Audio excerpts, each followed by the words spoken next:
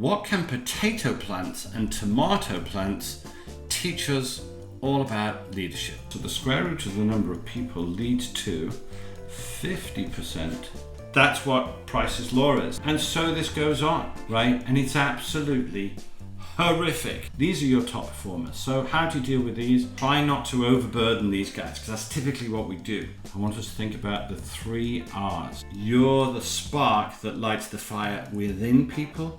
That's where your future lives. And by default, they'll future-proof the business.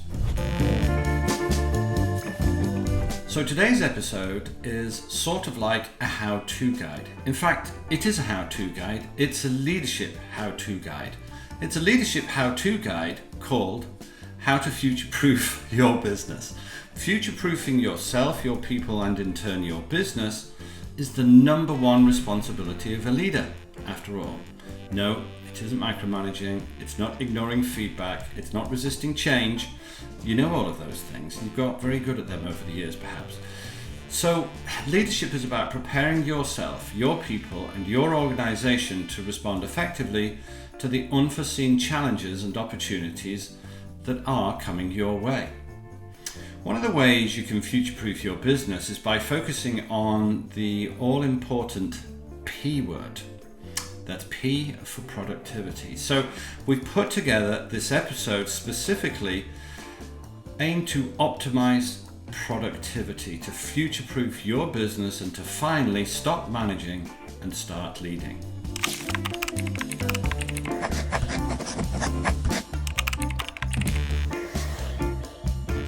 So welcome to Stop Managing and Start Leading. It's the podcast for leaders who need to stop managing and for managers who want to start leading.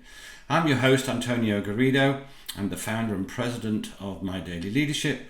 I'm a serial entrepreneur, business founder, and leader just like you. I'm a 3-time author, and I have led businesses from ground level startups all the way up to Fortune 60s with billions in revenue and thousands of employees. And what if I told you that the secret to exceptional leadership is way easier and way simpler and way closer than you think? Every leader and every manager has the potential to become exceptional, the kind of leader that they, their people, and their business deserve. And you are no exception. You simply need to discover the mindsets, the tools and competencies, the habits to unlock that potential. And that's where we come in. Before we dive in, give a very warm welcome to our good friend, the subscribe button. Subscribe to the My Daily Leadership YouTube channel today for actionable insights and practical tools in our podcast episodes that drop every single week. And if you're listening on a podcast platform, give a round of applause to the follow button. Both will help you level up your leadership, so do it now. Okay, story time. We all know about the Pareto law, right? The Pareto law or Pareto principle is, you may know, named after Vilfredo Pareto. He was an Italian economist and sociologist from the late 19th and early 20th centuries. Well, Pareto observed a rather interesting pattern whilst he was studying wealth distribution in Italy. He discovered that roughly 80% of the land was owned by 20% of the population. And this observation led him to consider whether similar imbalances might also be found in other areas. And this was a concept that later evolved into now what's very well known as the 80-20 rule. The Pareto principle states that in many scenarios, roughly 80% of the results come from 20% of the efforts. Okay, great. So we all know that, right? Okay. Now, we often build plans based on that 80-20 rule, but in business, there is another, a more powerful yet lesser known principle or law called Price's law. And sometimes, well, lots of times actually, Price's law is the best law to apply to the situation that you have. It's the best law that you need to apply. Problem is that almost nobody outside economists are familiar with it. And that's what today's episode is all about. But don't worry, you don't need to be an economist to understand this law. But knowing it is a critical leadership principle that I do hope you'll absorb. I hope you'll enjoy it. I hope you'll adopt it, and I hope you'll apply it. So let's start with the critical question. What can potato plants and tomato plants teach us all about leadership? If you typically join us on YouTube, you'll know that we always introduce you to a critical leadership model or two by drawing them out. We're visual learners here at My Daily Leadership. We're VLs. If, however, you're listening on a podcast platform because you're much more of an auditory learner, our ALs, that's terrific too. But if you want to see the content we're about to talk through drawn out in real time, switch over to YouTube now or later. The models we draw in this episode and all future episodes will also be available as complimentary downloads on our fab and groovy website, www.mydailyleadership.com/podcast. Okay, enough of the pleasantries. No one's got time for this. Let's get down to business. The question is, how do I optimize productivity? And if you're a leader, that's a good question. Remember, the other question that I asked 2 seconds ago is, what can potato plants and tomato plants teach us about leadership? Okay, good. I also mentioned earlier that this isn't Pareto's law, this is another chap. So let's just, in case anybody wants to do some background research, it's Derek J. It's a heck of a name, this. De Solla Price or Sola Price. He's British, although that would make you think that perhaps not. But anyway, so he's a British physicist, no less. So let's just write that there. What he was studying, which is the point of today's video, it was productivity distribution within a group. So productivity distribution within a group, since today is all about productivity. So here's what he said. Now you're going to have to forgive me in advance because I'm not very good at drawing circles. So let's see if I can kind of make not too dreadful a fist of one circle here. Hey, that's not so bad. I'm going to need another one over here. So see if I can repeat that. I'm going to embarrass myself. How do we think that looks? Not as good, but anyway, there you are.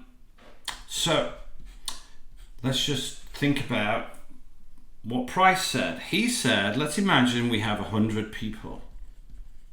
So imagine that you have 100 people in your organization. You might not have 100 people. You might have 10. You might have 1,000, you might have 10,000, don't know, but let's just work it around 100 and then you can extrapolate accordingly. So he said if we have 100 people, there is an asymmetry between the productivity, so let's call this circle here productivity.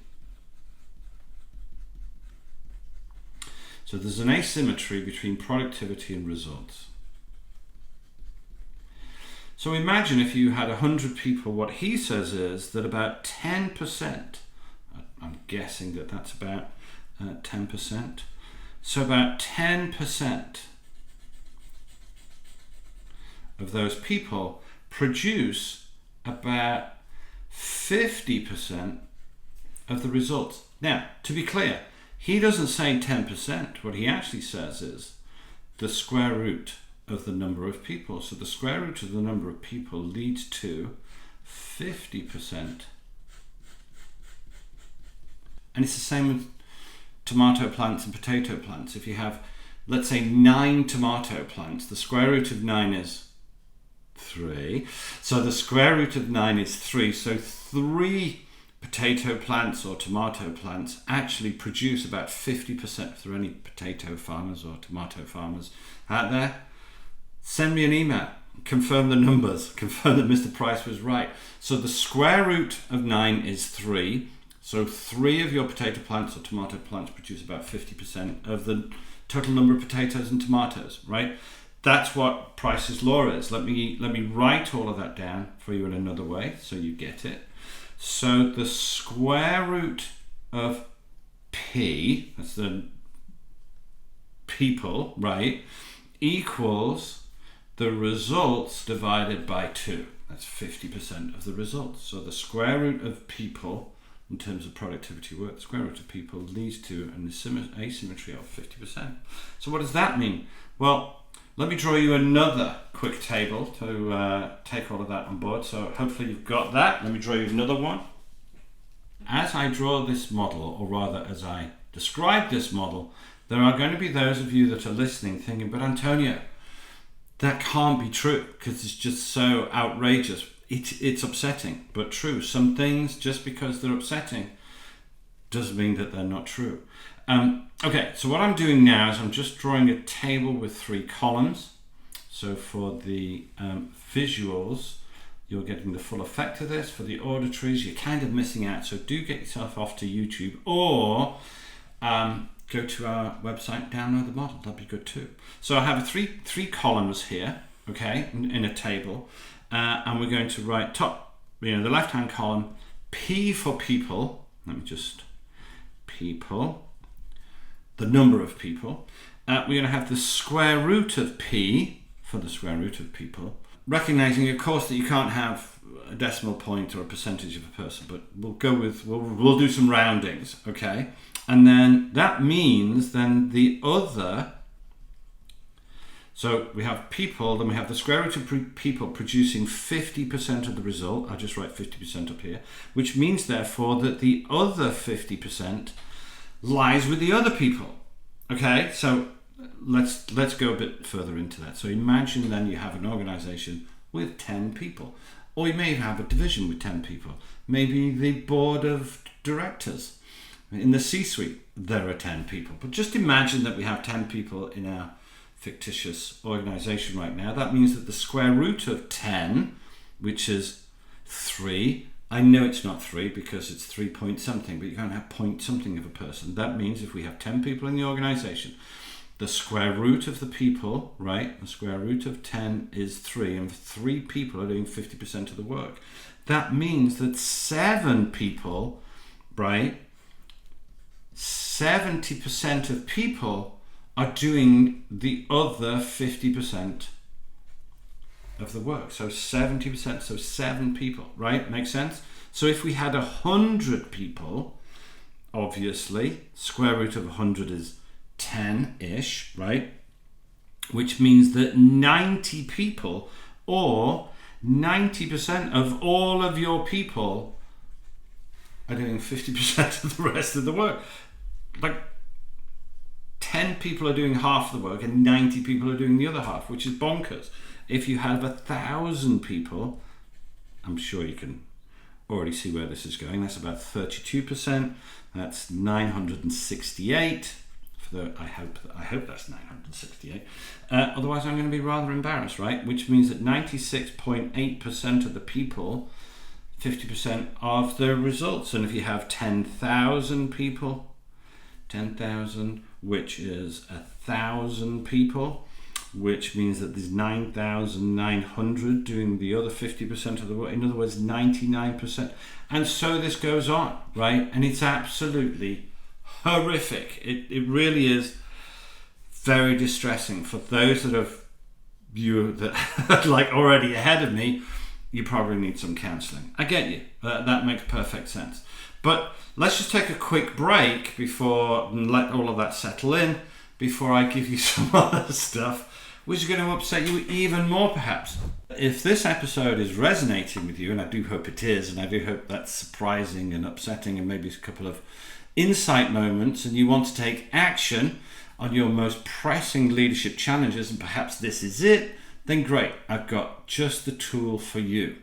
So why don't you mosey on down to www.mydailyleadership.com or click the link in the description right now, and why don't you diagnose some of your leadership challenges? It'll take you, I don't know, maybe 5 minutes. Check out our Leadership Health Check tool. So here you can benchmark yourself against the 5 core elements of exceptional leadership, and then you can come away with a much clearer roadmap for your own personal leadership development. Now, we've said it once and we'll say it again.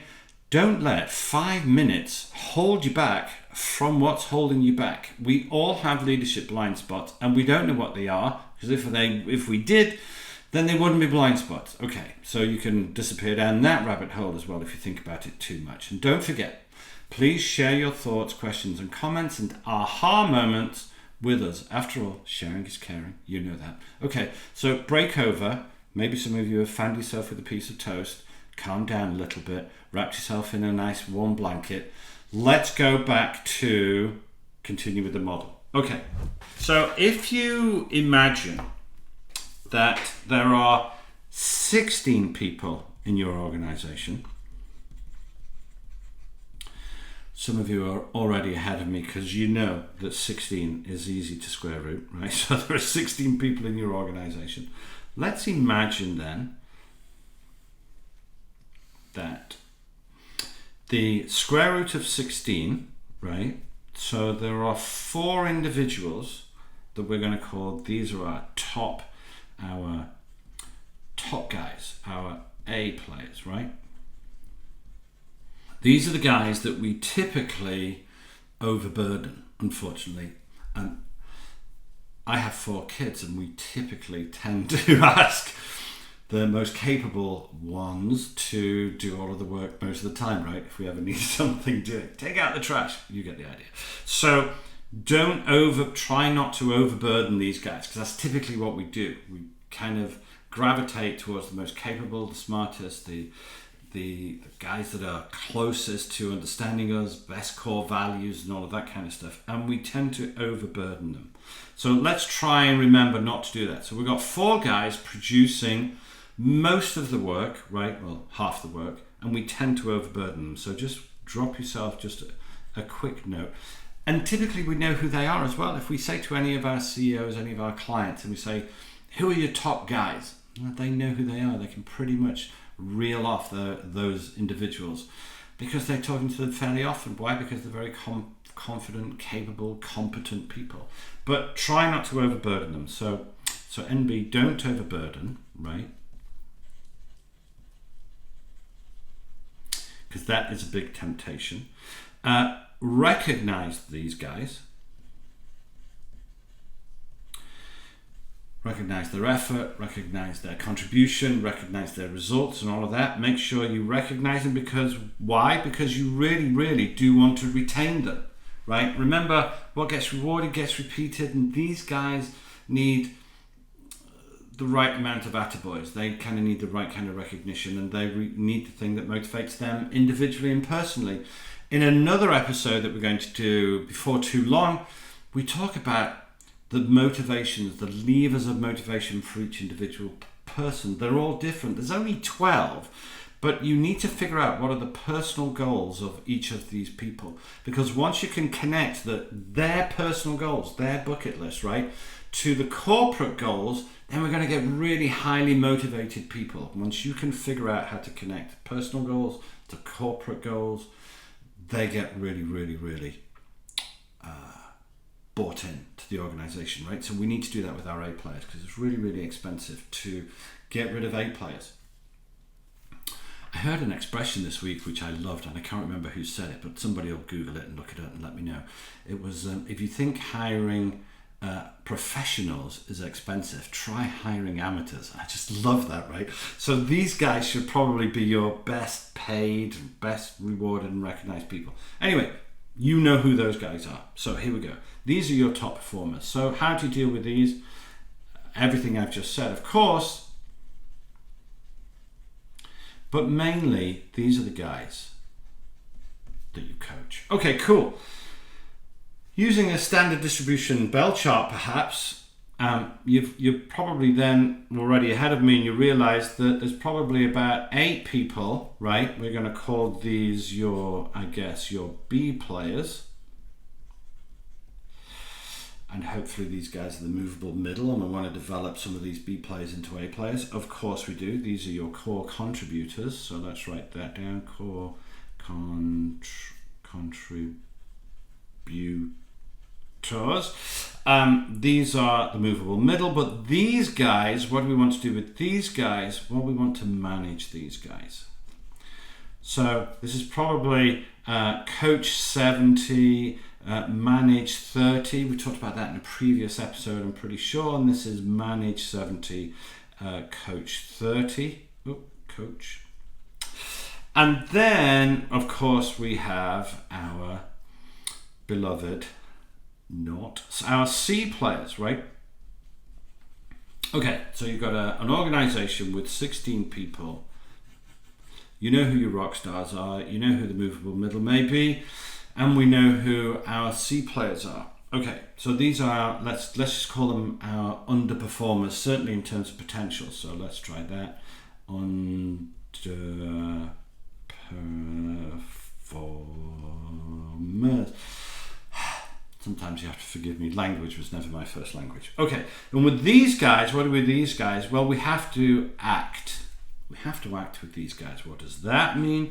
That means we've got limited options, really. We either accept that, hey, you know, we're just going to have some C players and such is life, and yeah, they cost a lot, and yeah, they slow us down, and yeah, they make everything confusing and difficult, and well, we just have to accept that. Well, actually, I don't think you can. You can't do that. Not if you're going to be a leader that future-proofs yourself, your people, and your organization. So we have to act. So the first one is accept that we can't do that. Well, then, if we can't accept, then we need to change them. We either change what they do, okay? So what they do. Perhaps you need more forklift truck drivers, perhaps. So if we can't change what they do, it's also change what they do for a living, or change what they do. Change what they do or change what they do. What's that one? So that's change what they do for a living, and that's change how they behave, right? Change their behaviors, right? If we can't do that, we can't accept and we can't change them, then unfortunately we have to terminate, because we can't just keep having these C guys kind of knocking around the business, upsetting customers and suppliers and each other, right? We can't just do that. So back to the point, 16 people, square root of that, those are your top players, right? You've got 4 top players. Find out who they are. You probably know who they are. Coach them hard, right? Look after them, reward them. These are the guys that are your future. Then you've got some movable middle, right? Manage more than coach. And then you have those guys at the bottom that you have to act. That means accept, can't accept. Change, can we change? Yes, either what they do or what they do. And if not, then we have to terminate. Now, every firing is a failure. We know that. So that's a failure of finding the wrong people, or maybe finding the right people, onboarding them poorly, or finding the right people, onboarding them well, but then giving them to a, maybe they were an A player, but we're giving them to a C player manager, perhaps, which is terrible. And actually, one of the very, very, very best ways to upset these guys, if you want to know how to upset them, is you tolerate nonsense from these guys, right? Because as leaders, what we tolerate, we encourage, right? So be careful about that. All right, one last model to show you before we wrap all of this up. So here we go, last piece of paper for today. I want to think about, this is going to test my drawing skill. Let me actually give myself a little bit of a guideline on this. I saw a guy on a YouTube the other day. He was a lecturer at university, and he went to the chalkboard with a piece of chalk, and he drew. I don't know how he did it. I'm going to figure out how he did it. He drew a dotted line. He drew like a straight line, a dotted line. But he actually kind of went brrrr as he drew this line. It was amazing, much better than I did. But anyway, it's the kind of things I get excited about. All right, let's come to this. We'll come back to this box in the middle, right? We'll talk about what this box is in a second. But actually, let me draw 2 other lines like that. Can somebody insert the brrrr noise? But anyway. Okay, so we have here, let's just say, we have here let's draw this big arrow pointing down. We have another arrow pointing up. Let's see if we can get all of this reasonably well drawn. Another arrow coming this way. I'm hoping this doesn't look too dreadful. And then we have our last arrow coming this way.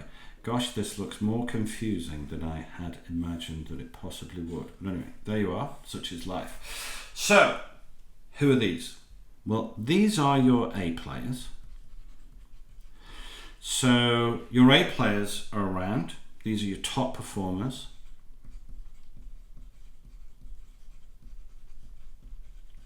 I'll tell you what to do with those guys in a minute.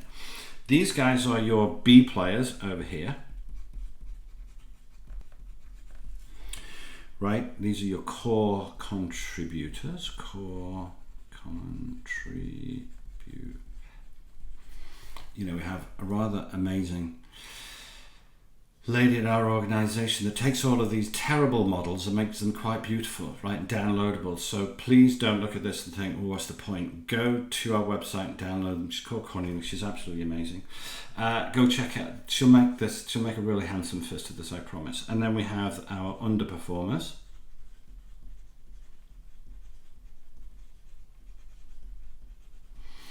You're ahead of me, these are our C players.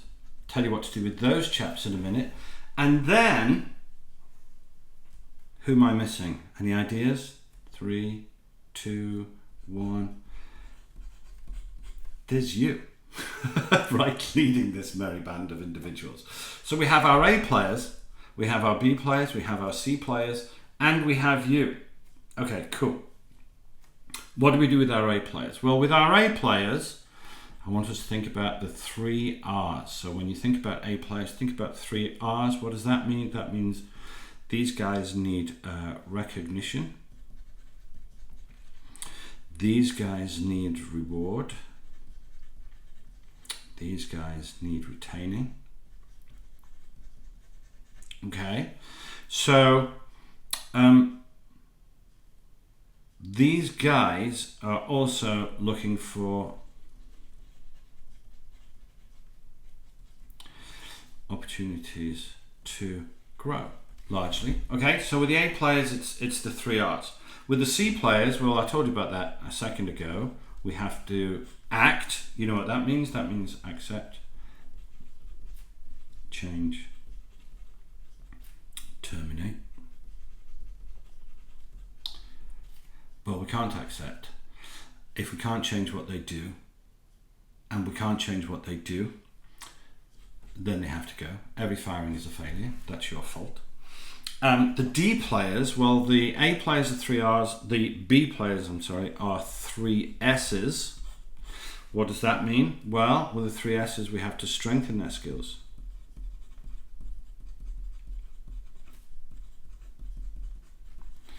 We have to set the right standards. And we have to give them a support system that allows them to make a decision. Are they gonna, not everyone, right, wants to be an A player or can be an A player, but we have to maximize their potential, right? And then there is you, and for you, I'm gonna talk about S.P.A.R.K, because you're the leader, you're the spark that lights the fire within people as a leader rather than under people as a manager. But anyway, so you're the S.P.A.R.K. What does S.P.A.R.K mean? It means support high impact areas.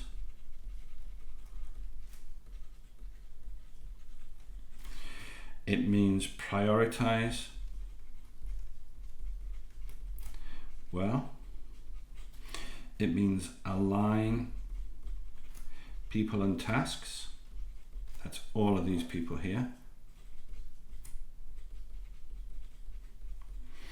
It means refine opportunities for collaboration.